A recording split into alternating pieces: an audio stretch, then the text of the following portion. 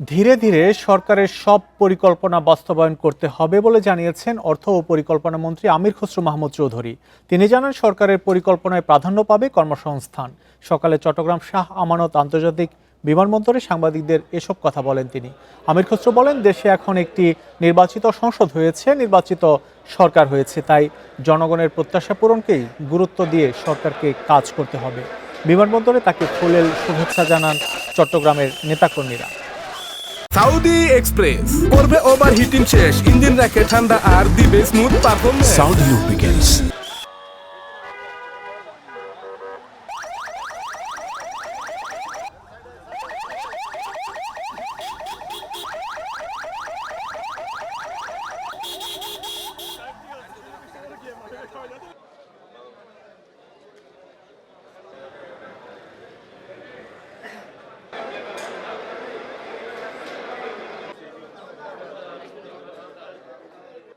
order ফিরে আসছে,